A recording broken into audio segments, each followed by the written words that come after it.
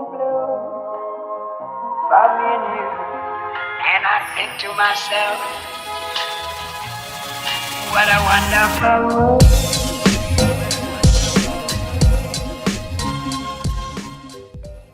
Hi everyone, it's Teacher Lina.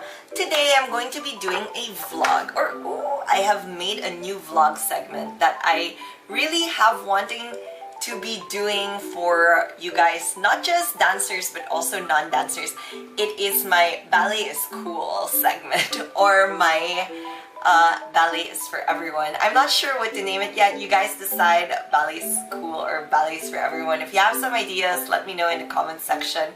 It would be so fun to find out what we can come up with. So okay, the reason why I wanted to make this segment is that I feel like ballet has this image where it's snobby, and second, it's boring.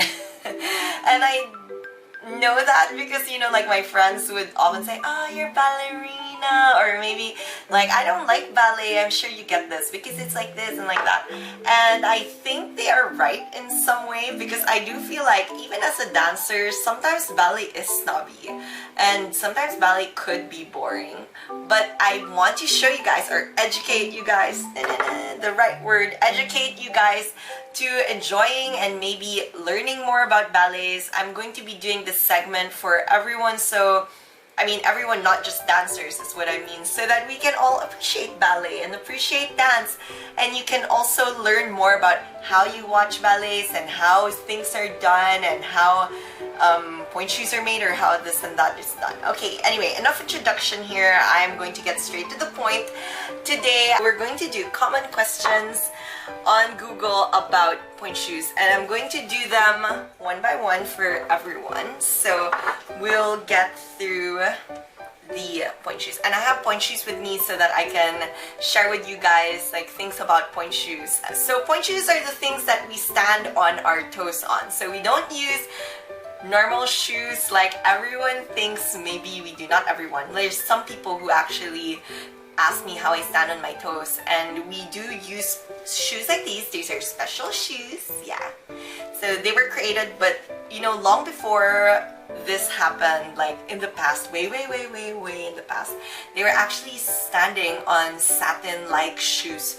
So actually they were standing on their toes, like in the history of ballet, like in the start, but not with these kind of special shoes. So for us dancers, we're kind of lucky right now that we get to use special shoes like these for ballet.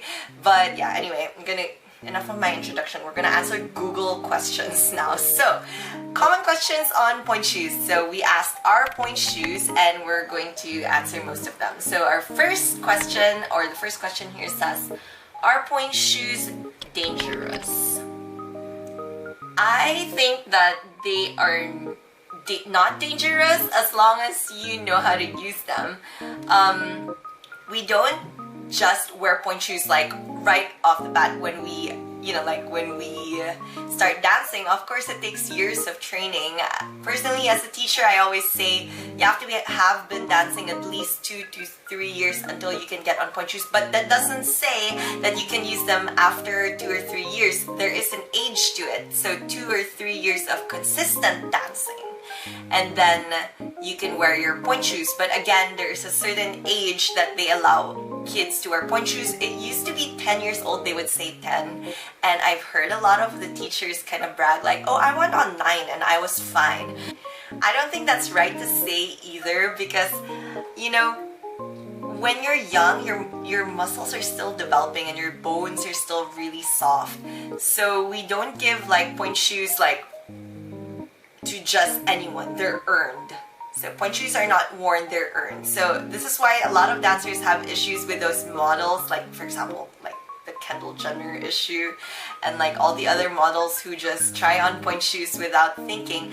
It's because there is a certain technique to using pointe shoes, and it doesn't respect the art. So again, yes, I think it can be dangerous if you don't know how to use them right. And there are a lot of schools, and I'm not mentioning any names, I don't want to diss them, don't be mad at them either, but there are some schools that do give pointe shoes on too early. And when I teach my kids, like, I know they start at 10, not all of them start at 10. I do look at their feet, how long they've been dancing. Again, consistent dancing. So usually they give them at 10, but I do have some kids who I ask them to start a bit later, around 12 or 13, which I still feel sometimes is a bit too young, but it is nice also to develop like even just basic point work and such. So it is, I think, dangerous if you don't know how to use them. You know, you can sprain your ankle or twist a knee or something, so don't just wear them if you see them. You know, this is why there's so much issues on the whole modeling things, which should be another topic. Alright, number 2, are pointe shoes handmade? Are pointe shoes handmade? Yes, they are handmade. So if you have watched videos on like how they make pointe shoes, there are some videos on YouTube about this where they make pointe shoes. It's like, from what I know, it's like glue and cardboard pieces and cloth and like fabric kind of all meshed in together. But there are types of pointe shoes. So right now with technology, I guess you could say, there are pointe shoes like these. So Gainer Mindens, they're made out of, well, they're plastic. They have plastic. Shh. So we have plastic shanks. So this is what's like, yeah, it's plastic inside. It's also plastic here in the shank area, and it's plastic in the box. So we call this a box, the one that looks like a box. And then this is the shank where it's in the bottom part. And then there are traditional shoes. So these are kind of like the more modern type, I guess you can say, shoes, and they often have debates about it.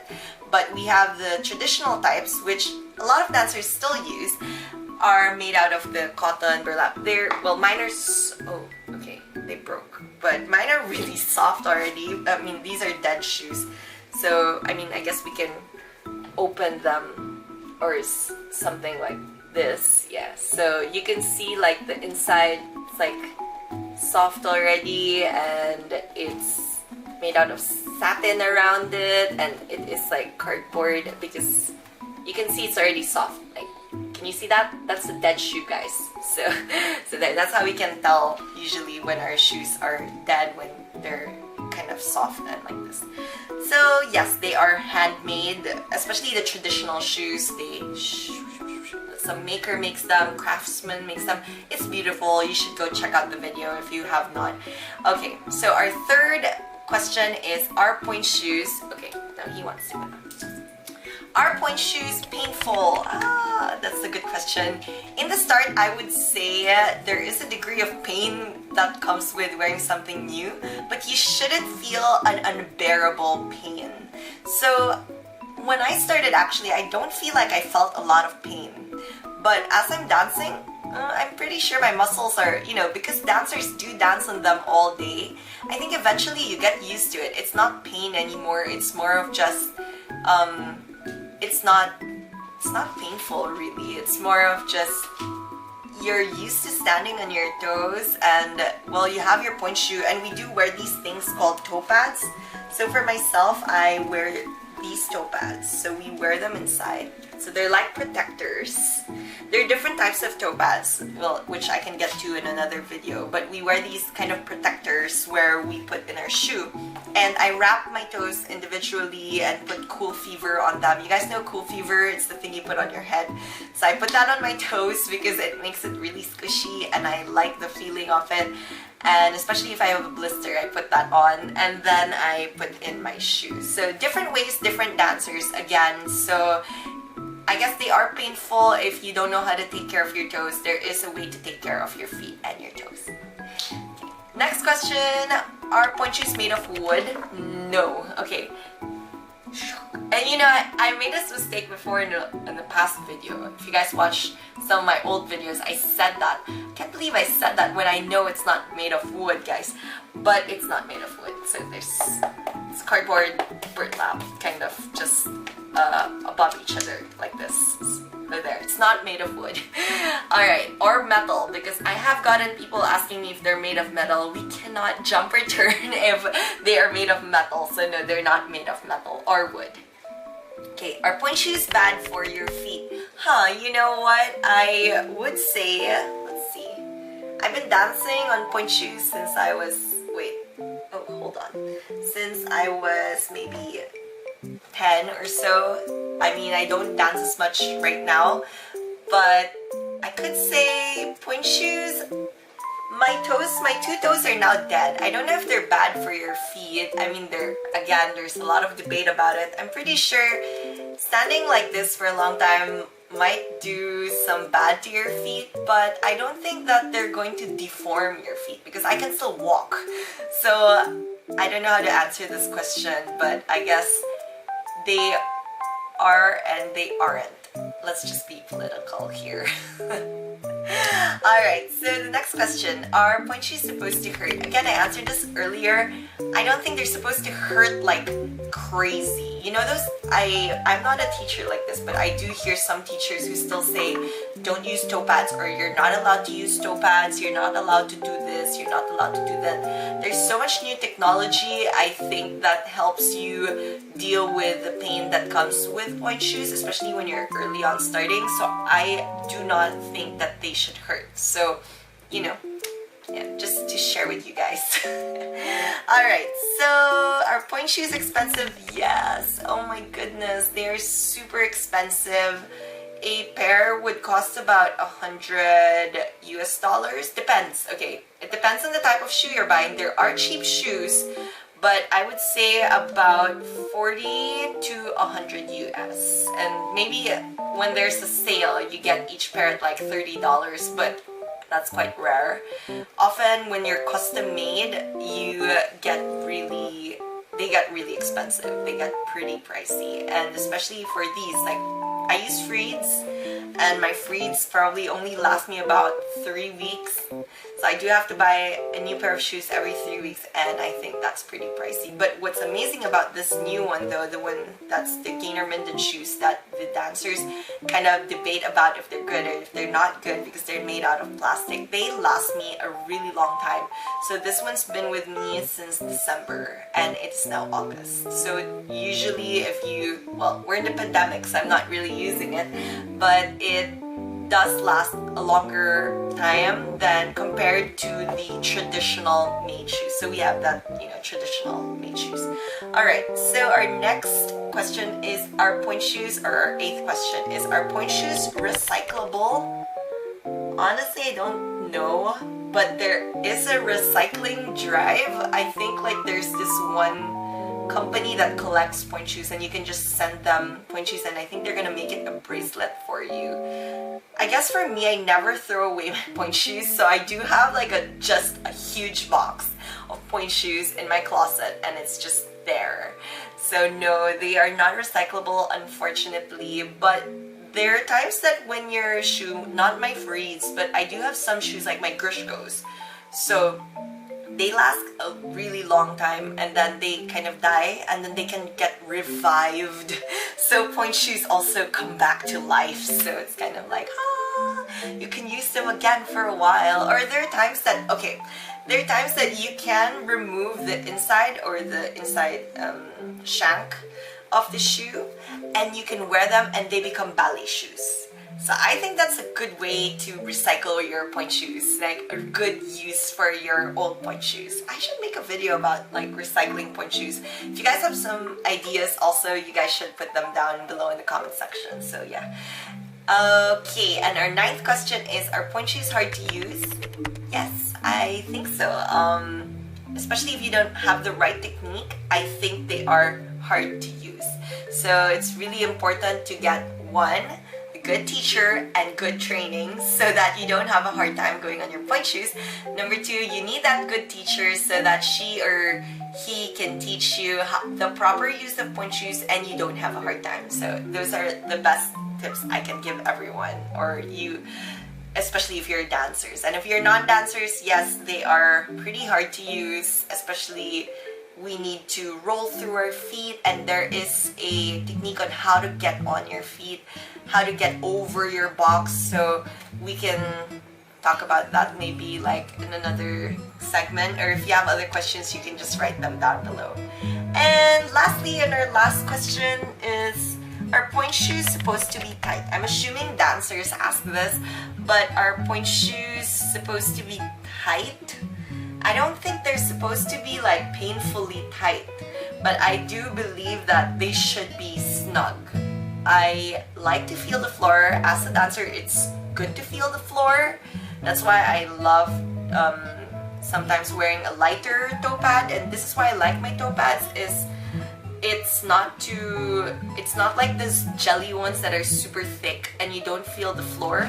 These ones are perfect in keeping the pain away at the same time protecting your toes. So these are really my favorite, and they're super snug. You can watch my other video about it. I have like a pointe shoe, I think, toe pad review video that you guys can check out. So it's mostly about the fit maybe of your toe pad. It's nice to have really a toe pad that shapes to your foot, and I put some sponges sometimes because I have a Greek foot where my toe is really small. So I don't think they're supposed to be super tight. You won't be able to dance with them if they're super tight, but there is like an adjustment period to pointe shoes.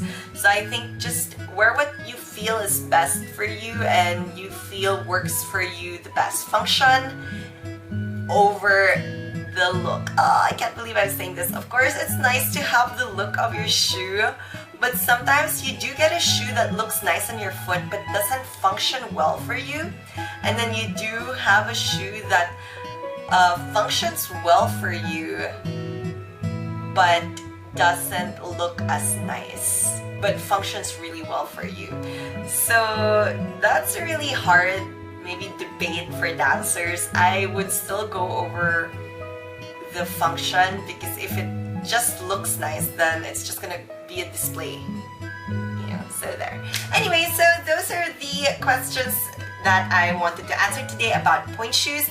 If you guys are new to my channel, again, you guys can always check out all my other videos. This is my first video, by the way, for non-dancers. You know, it's more like a dance education thing that I want to share with you guys. I don't want to come off snobby, and I really want to educate you guys so that you have a better appreciation for ballet, and also you get to understand what we do every day, right? So yeah, and I will be making some reaction videos also, which you guys should check out soon. Don't forget to leave me a like and subscribe, a thumbs up if you like this video. Let us know what else, of course, you'd love to hear on this channel, especially on my Ballet is Cool segment. You guys can let me know what else you'd like to learn about ballet. We'll do some reaction videos to some more things, and you guys can check out the shop and our dancewear pages as well.